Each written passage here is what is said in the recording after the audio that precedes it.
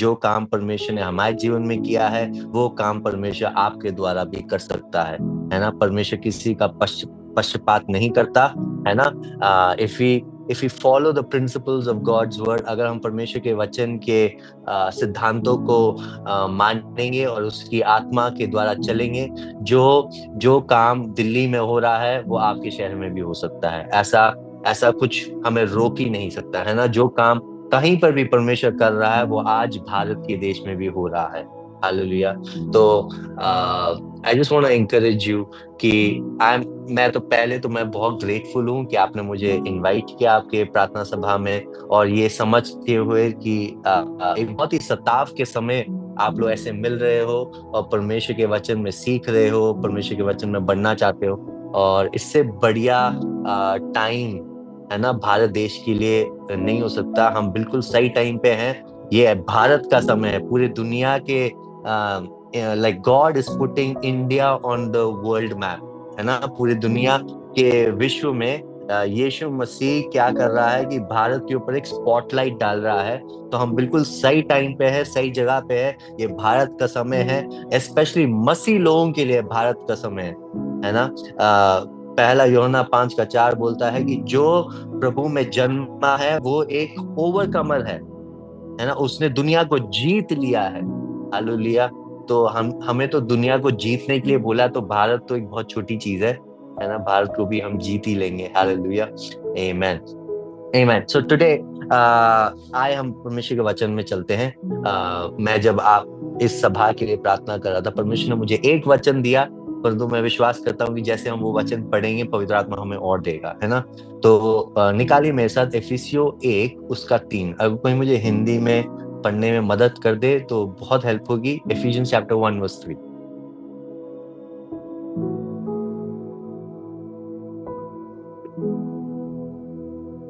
हमारे प्रभु यीशु मसीह का पिता परमेश्वर धन्य हो, जिसने हमें मसीह में स्वर्गीय स्थानों में सब प्रकार की आत्मिक आशीषों से आशीषित किया है। आमीन।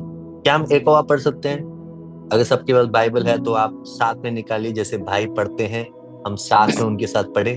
Okay, let's do it. हमारे प्रभु यीशु मसीह के परमेश्वर और पिता का धन्यवाद हो कि उसने हमें मसीह में स्वर्गीय स्थानों में सब प्रकार की आत्मिक आशीषें दी हैं। अब अगर आप ध्यान से पढ़ोगे, इसमें जो टेंस है हिंदी में देखा जाए, ये भूतकाल है या भविष्य काल है। अगर इस सेंटेंस को पढ़ोगे, ये बोला गया है कि परमेश्वर ने हमें ऑलरेडी आशीष दे दी है। देने वाला नहीं है, दे दी है ना। उसको थोड़ा ध्यान से रखना, क्योंकि मैं मसीह परिवार में पैदा हुआ हूं और मुझसे ऐसे प्रार्थना करने के लिए सिखाया गया था कि परमेश्वर मुझे आशीष दो, आशीष दो, आशीष दो, है ना। मेरे अंकल को आशीष दो, मेरे पापा को आशीष दो। परंतु ये वचन कहता है कि परमेश्वर ने यीशु मसीह में हमें आशीष दे दी है। फिर तो हमारी प्रार्थना में कुछ गड़बड़ है ना। अगर समझो मैंने आज आपको एक गिफ्ट दिया है, एक गिफ्ट दिया, फॉर एग्जाम्पल मैंने आपको एक आईफोन दिया एक गिफ्ट में, और फिर भी आप मेरे से पूछ रहे हो अरे भाई मुझे एक आईफोन की जरूरत है, मुझे एक आईफोन की जरूरत है। ये तो बहुत बड़ा दिक्कत हो गई। मैं कैसे दूंगा, क्योंकि मैंने ऑलरेडी दे दिया है। परमेश्वर आपको एक चीज कैसे दे सकता है जो परमेश्वर ने ऑलरेडी दे दी है ना। ये बहुत समझने की जरूरत है हमें कि यीशु मसीह में हमें परमेश्वर ने सारी आशीषें, कुछ आशीषें नहीं, 10% आशीषें नहीं, सारी आशीषें दे दी है। आपको वचन दिख रहा है ना। अगर आप पहली बार वो चीज देख रहे हो तो आपका दिमाग फटना चाहिए, क्योंकि मेरा दिमाग फट गया था जब पहली बार मैंने वो पढ़ा। जब पहली बार पवित्र आत्मा ने मैं उस वचन पे वो रोशनी लाई, तो आई वाज लाइक, मैं इतने टाइम प्रार्थना क्या कर रहा था। मैं सोच रहा था मेरे प्रार्थना करने की वजह से परमेश्वर मुझे आशीष दे रहा है। मुझे लगा मेरे स्तुति करने की वजह से परमेश्वर मुझे आशीष दे रहा है ना। वो एक गीत भी है ना, स्तुति आराधना ऊपर जाती है, आशीष दे को नीचे आती है। बट ये वचन कह रहा है कि यीशु मसीह में हमें सारी आशीष मिल चुकी है। सारी आशीष हमें यीशु मसीह में मिल चुकी है। मैं एक और वचन दिखाता हूँ, दूसरा पत्रस 1:3।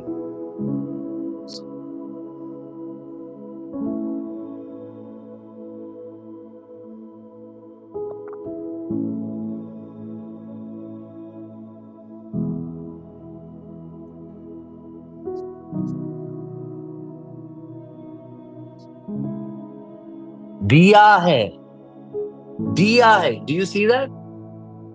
उसकी ईश्वरीय सामर्थ्य ने हमें जो कुछ भी चाहिए इस जीवन के लिए यीशु मसीह में ऑलरेडी दे दिया है। मतलब मेरे भाइयों बहनों, जिस दिन आपने यीशु को स्वीकार किया उस दिन परमेश्वर ने अपने स्वर्ग का खजाना यीशु मसीह के साथ आपको दे दिया है। हालेलुया। फिर से बोलता हूं, जिस दिन आपने यीशु मसीह को स्वीकार किया परमेश्वर ने स्वर्ग का पैकेज डील, बम्पर डील यीशु मसीह के साथ दे दिया है। एक और वचन पढ़िए मेरे साथ, रोमियो 8 उसका 32।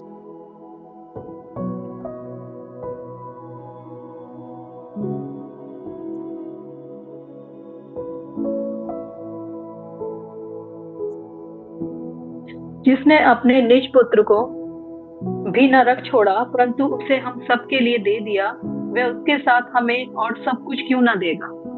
वो उसके साथ हमें सब कुछ क्यों ना देगा? अब ये सवाल मैं आपसे पूछ रहा हूँ, आज के डेट में आप किस चीज के बारे में एंजाइटी है, किस चीज के बारे में व्हाट्स द हिंदी वर्ड, थोड़ा हेल्प करो मुझे, किस चीज के बारे में डर रहे हो, किस चीज के बारे में आप निराशा में हो, किस चीज के बारे में आपका डिप्रेशन है? क्योंकि यीशु मसीह में परमेश्वर ने आपको सब कुछ दे दिया है,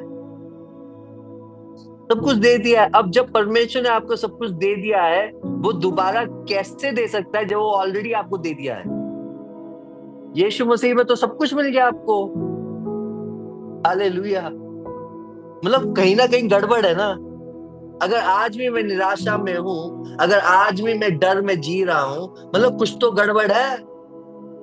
क्योंकि यीशु मसीह में परमेश्वर की ओर से परमेश्वर बोल रहा है, बेटा मैंने तो तुम्हें सब कुछ दे दिया। यीशु मसीह दे दिया मतलब सब कुछ दे दिया मैंने, पैकेज डील दिया मैंने। मतलब या तो मेरी समझ में गलत है या तो वचन गलत है। वचन गलत नहीं हो सकता तो मेरी समझ में कुछ गलत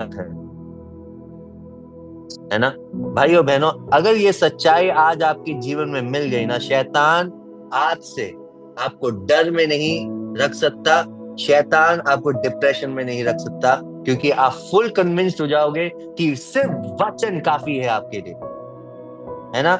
यीशु ने कहा मनुष्य रोटी से नहीं परंतु कैसे जीता है? परमेश्वर के वचन से जीता है। आपको सिर्फ वचन की जरूरत है, वो वचन का नाम यीशु मसीह है। यीशु मसीह आपको मिल चुका है, तो आपको किस चीज का डरना, किस चीज की एंजाइटी, किस चीज का डिप्रेशन है? इस तरह कहीं ना कहीं मेरे समझ में मेरा ये वचन जो है वो अंदर गया नहीं है, मैं विश्वास नहीं कर रहा। मुझे ऐसा लग रहा है कि आज भी परमेश्वर ने कुछ रोक के रखा है, मेरी आशीषें रोक के रखी है, परंतु परमेश्वर ने रोक के ही नहीं रखा। परमेश्वर ने तो यीशु मसीह में दे दिया। अगर यीशु मसीह आपके पास है, स्वर्ग का राजा आपके पास है, तो इसका मतलब स्वर्ग का सारा खजाना आपके अंदर यीशु मसीह के साथ आ चुका है। हालेलुया। हमारे देश के प्रधानमंत्री मोदी जी हैं, वो चाहे इंडिया में हो चाहे अमेरिका में हो, जहां पे हो, उनके पास इंडिया का खजाना का एक्सेस है, वो कहीं भी जाए। वैसे ही जब आपके अंदर स्वर्ग का राजा अंदर आ गया तो स्वर्ग का जो खजाने का एक्सेस उसके पास है और वो आपके अंदर है। हालेलुया। चलो एक और वचन पढ़ो, कुलुस्सियों 1 उसका 27।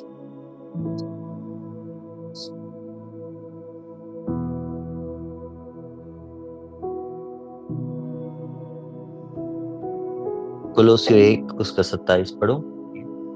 जिन पर परमेश्वर ने प्रकट करना चाहा कि उन्हें ज्ञात हो कि अन्य जातियों में उस भेद की महिमा का मूल्य क्या है, और वह ये है कि मसीह जो महिमा की आशा है तुम में रहता है।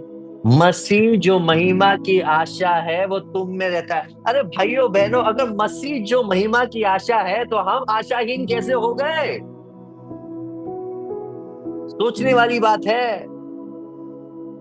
शैतान ने हमें कौन से झूठ में फंसा दिया कि जो मसीह जो आशा का क्या क्या लिखा है? महिमा का आशा है जो हमारे अंदर है। हम कैसे आशाहीन हो गए, है ना? एक और पढ़ो, दूसरा तिमोथी 1:7। मुझे लगता है आज मैं सिर्फ वचन बोलता रहूंगा आपको, है, मुझे कुछ समझाने की जरूरत नहीं होगी, आप बस वचन पढ़ो। दूसरा तिमोथी 1:7 पढ़ो।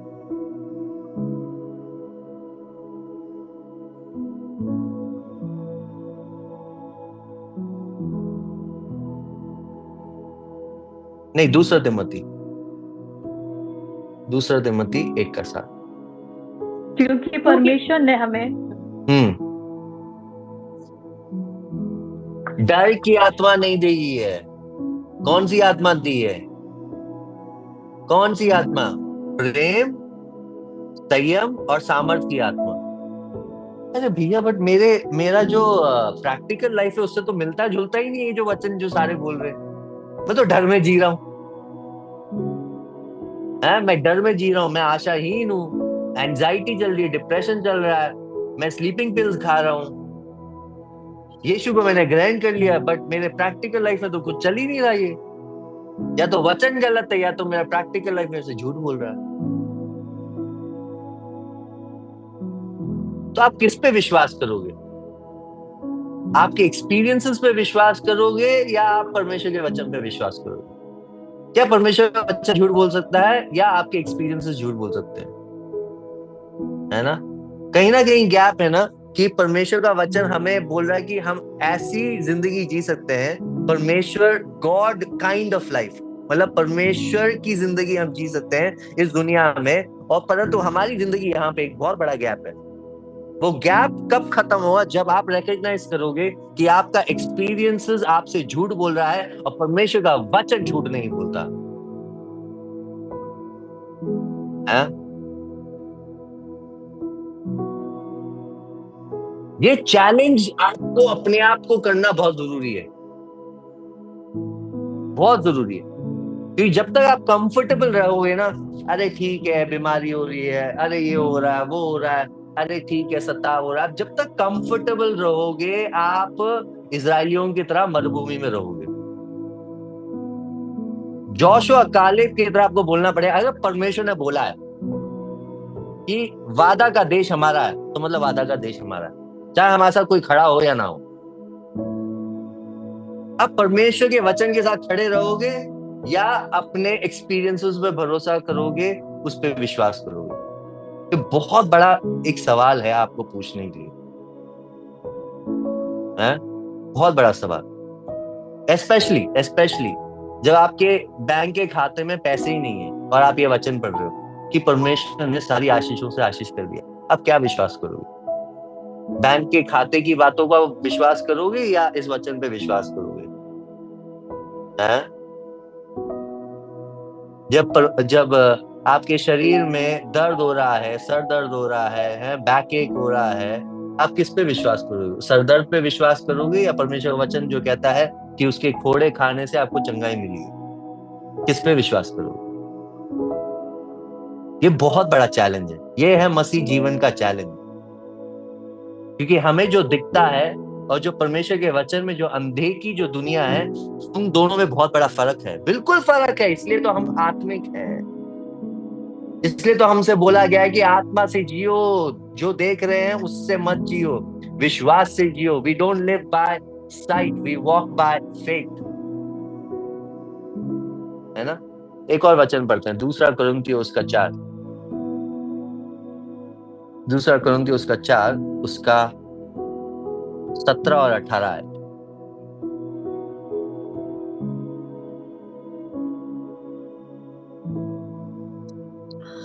क्योंकि हमारा पल भर का हल्का सा क्लेश हमारे लिए बहुत ही महत्वपूर्ण और अनंत महिमा उत्पन्न करता जाता है। और हम तो देखी हुई वस्तुओं को नहीं परंतु अनदेखी वस्तुओं को देखते रहते हैं, क्योंकि देखी हुई वस्तुएं थोड़े ही दिन की हैं परंतु अनदेखी वस्तुएं सदा बनी रहती हैं।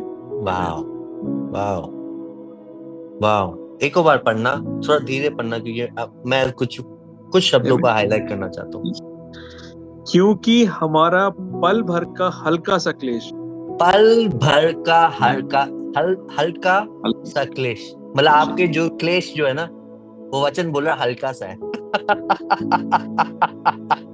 अरे मुझे नींद नहीं आ रही, मेरे पेट में दर्द हो रहा है, परंतु वचन कह रहा है ये जो है हल्का सा क्लेश है। क्यों हल्का सा है?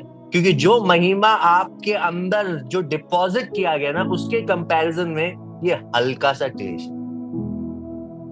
इसको ज्यादा भाव मत दो। वचन ये कह रहा है, इसको ज्यादा भाव मत दो। फिर 18 आयत बोलो, 18 पढ़ो। और हम तो देखी हुई वस्तुओं को नहीं, देखी हुई वस्तुओं को नहीं, मतलब आपको पेट दर्द दिख रहा है, आपको अपना बैंक का खाता दिख रहा है, आपको दिख रहा है आपका बॉस आपको सता रहा है, आपको दिख रहा सताव हो रही है, ये सब देखी हुई वस्तु है। ये सब क्या है? आगे पढ़ो, ये सब क्या है देखी हुई वस्तु? परंतु अनदेखी वस्तुओं को देखते रहते हैं। हाँ, क्यों? क्योंकि देखी हुई वस्तुएं थोड़े ही दिन की हैं, थोड़े ही दिन की है। मतलब आपको जो दिख रहा है वो टेम्पररी है भैया, और जो परमेश्वर के वचन में जो अनदेखी जो असलियत है, वास्तविकता है, वो परमानेंट है। आप बताओ, आपको टेम्पररी रियलिटी में जीना है या परमानेंट रियलिटी में जीना है? यही तो विश्वास की बात है कि जब हमारे खाते में भी कुछ ना होना, हम बोले अरे यहोवा मेरा चरवाहा है, मुझे कोई घटी ना होगी। यही तो विश्वास की बात है। क्यों? क्योंकि हम अनदेखी वस्तुओं पे हम अपना विश्वास को रख रहे हैं। जब बीमार है तो बोल रहे हैं कि परमेश्वर की सामर्थ हमारे जीवन में है। कैसे बोल रहे हैं भाई? परमेश्वर के वचन पे भरोसा कर रहे हैं, है ना? ओके, अब वापस आओ इफिसियों 1:3, उसको मैं थोड़ा सा एक्सपाउंड करूंगा, ठीक है? इफिसियों 1:3, वापस आओ।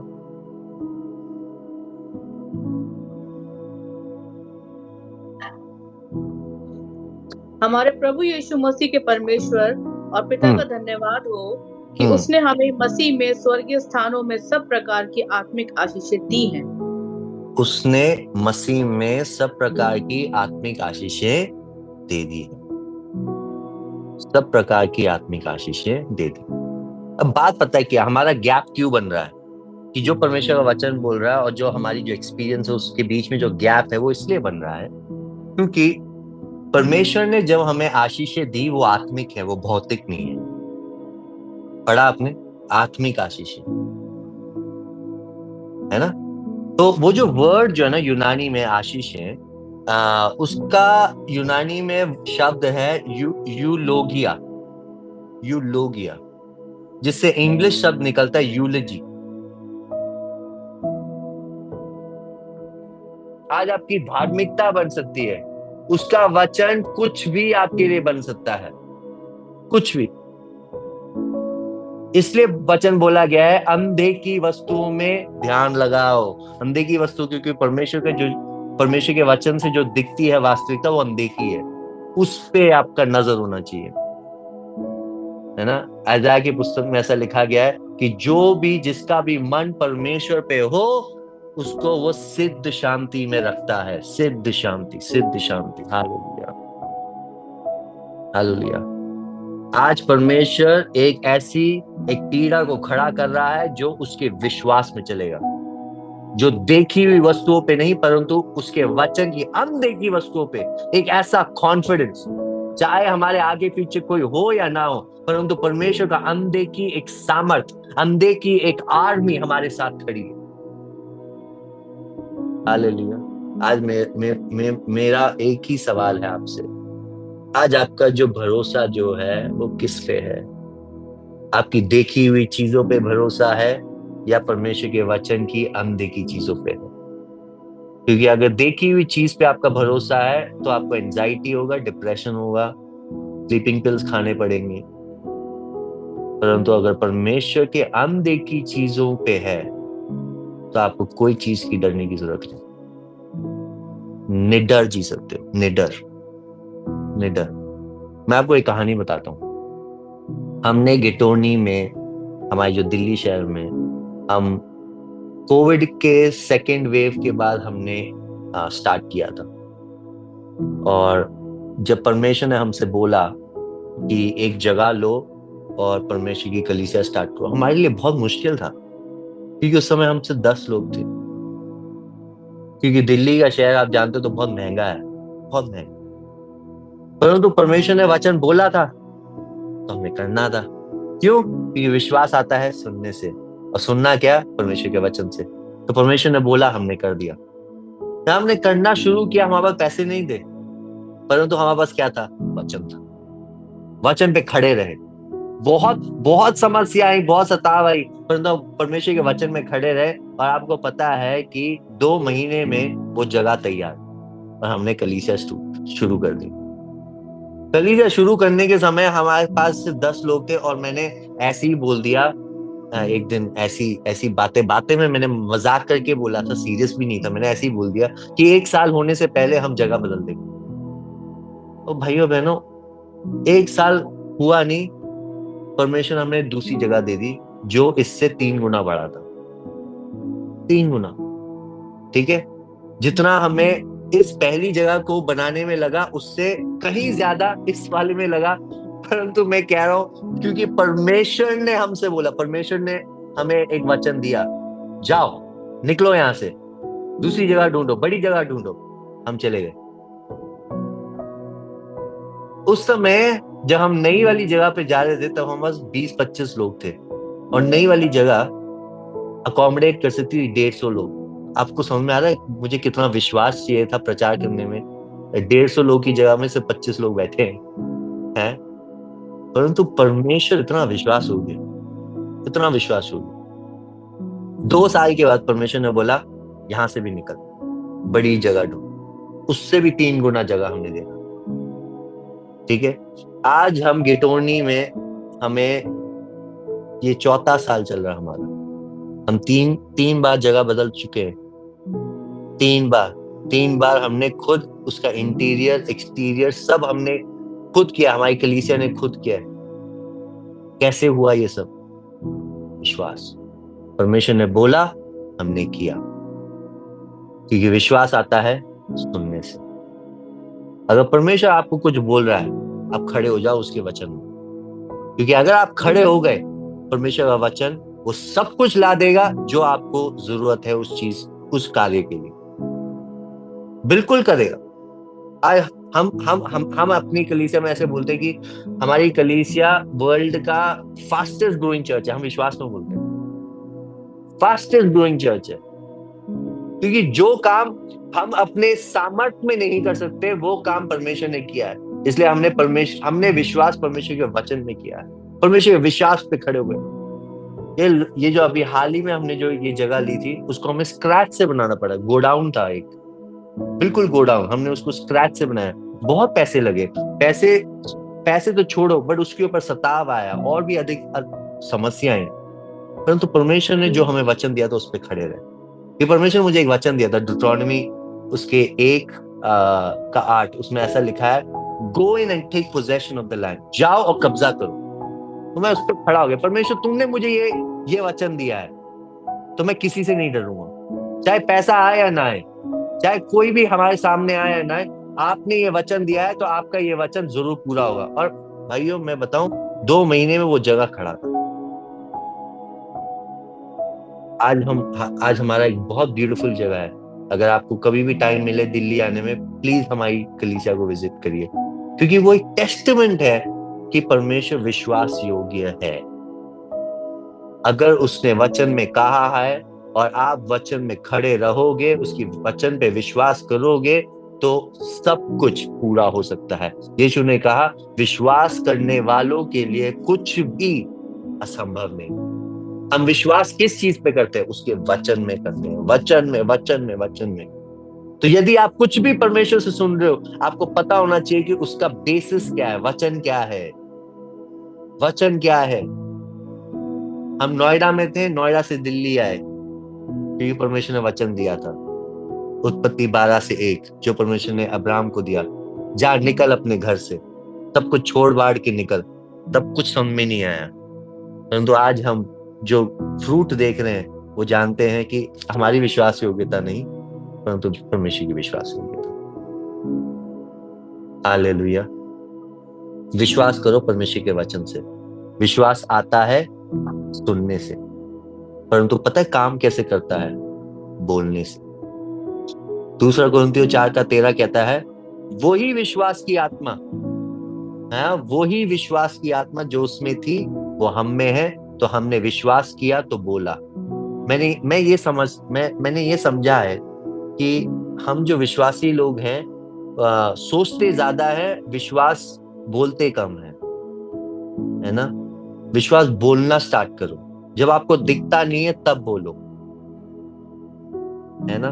परमेश्वर ने उत्पत्ति 1:2 में जब धरती बना रहे थे परमेश्वर ने, तब परमेश्वर ने क्या देखा? धरती अंधेरा में थी, खाली था और सब कुछ मायूस था। परंतु परमेश्वर ने ये नहीं बोला अरे अंधेरा है ये, नहीं।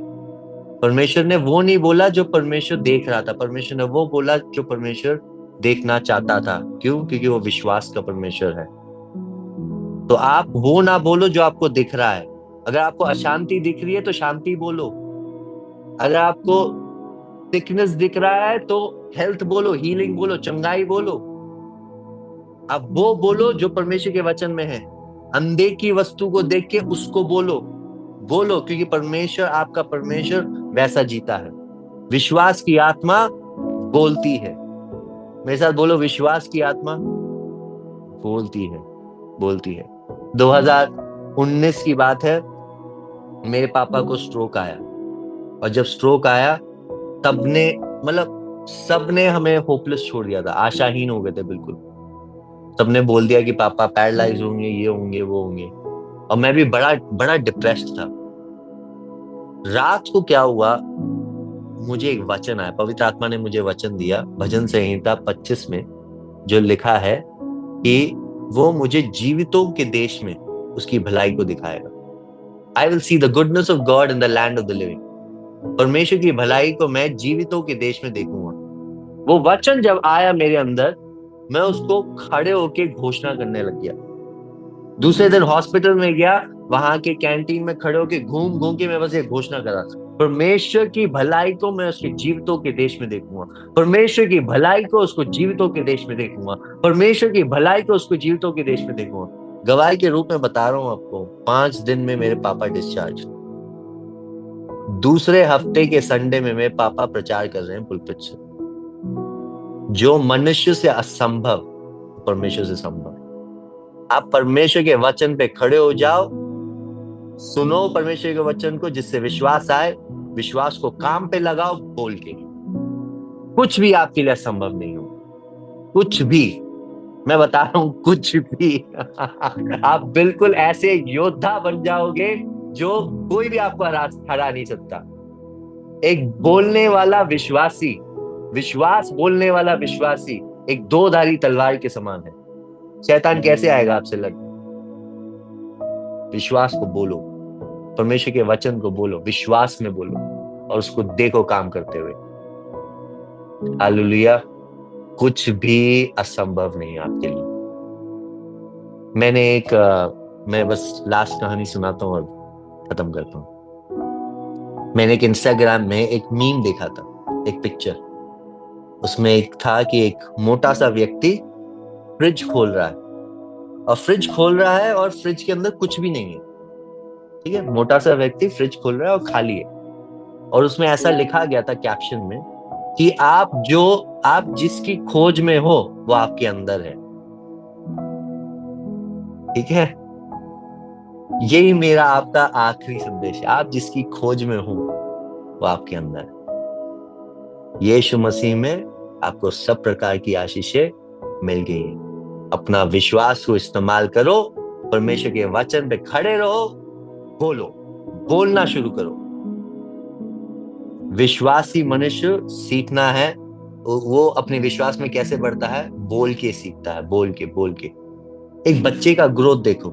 जो छोटा बच्चा होता है वो कुछ भी शब्द बनाता है, बट जितना वो मैच्योर्ड होता है उसकी शब्द क्या हो जाती है? पॉलिश्ड हो जाती है।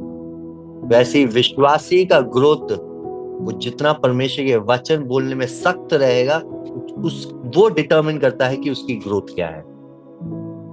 हालेलुया। देखी वस्तुओं को देखे निराश मत हो और बोलो मत, क्योंकि आपके जीवन और मृत्यु का सामर्थ्य है। आप अंधे की वस्तुओं को देखो और बोलो, मैं मरूंगी नहीं, मैं जीऊंगी और मैं परमेश्वर के महिमा को देखूंगी। बोलो, Amen. God bless you guys. Thank you so much.